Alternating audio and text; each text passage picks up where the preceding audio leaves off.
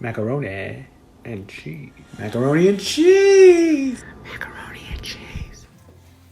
Okay, so we're gonna make a really quick, just one pot macaroni and cheese. We're gonna mix it all up together in this pot, and then we'll put it in a baking dish and bake it. But I just wanted to show you an easy, quick little macaroni and cheese. And I've already gone and I've boiled, this is just half a box because Lord knows during this quarantine, I do not need to make a full pound of macaroni and cheese and sit around here and eat it. So, half the box of pasta, and I cooked it al dente, so it's not quite done. And then I drained it, and obviously you can see the steam is coming up. So, to that, we're just gonna add half a stick of butter. This is not the natural food chef. We are not counting calories. We are not doing any of that stuff. I'm gonna go ahead and turn it on like low because we want to get all this stuff melted.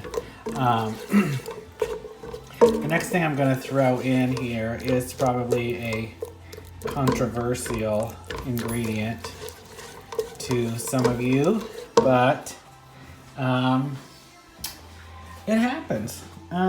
Yes, that is processed cheese. I am going to use 4 ounces of Velveeta. I just don't think you can make really good, creamy, wonderful mac and cheese without it. Don't send me any cards or letters unless they contain money or gift cards. So we'll go ahead and we're going to get this pretty much melted into this because when it goes in the oven, you don't want big chunks of the Velveeta left. So if we can get it pretty melted now. And it's getting there. So we'll get that melted, and then we'll add in the rest of our ingredients. And there is going to be a surprise twist at the end. Okay, so that's pretty much melted. So we're just going to go ahead and we're going to dump in all the rest of our ingredients. This is 1.5 cups of half and half. Like I said, we're not cutting the calories out of this. I have a cup of shredded Fontina and a cup of cheddar that I'm going to add in as well. Most of it went into the pot. Okay, just a few little pieces. Okay, we're going to go ahead and stir that together. You don't have to get this all melted now because it's going to go into the oven. So just get it combined.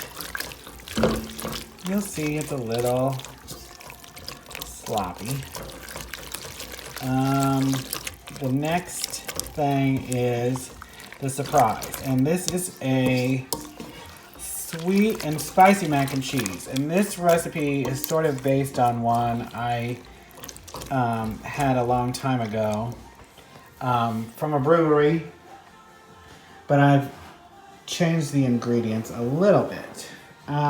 This is a 1/4 cup of just jarred grocery store sweet and sour sauce. So add that. And then a couple of, oh my goodness, it's the worst. Okay, well, I'm going to take the top off of this. Sriracha. So, maybe about 2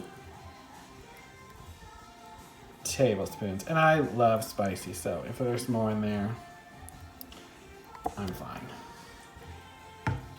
Then, in addition to that, I'm just going to add like a couple little tablespoons of, this is a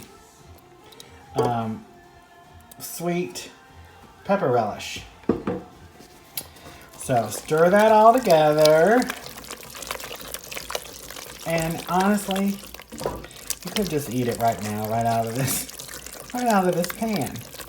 I'll add a little salt, a little pepper. I'll try it. Maybe put a little salt, but obviously cheese can be salty sometimes, though it probably won't need much. I'm gonna turn off the heat. I'm gonna get it into the casserole dish, and then I'll put it in the oven, and I'll be right back. Okay, so I put it in the casserole dish, as you can see.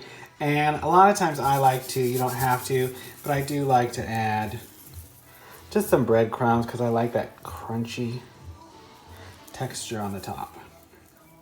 And like I said, this is sort of like a side dish serving. You could obviously double this and put it in a 9x13 and bake it and eat it as an entree, or I don't know, sit and eat your feelings if that's what you want to do. So I'm going to stick this in the oven. I'm going to bake it about 25 minutes or so at 350, and we'll be back when it's done.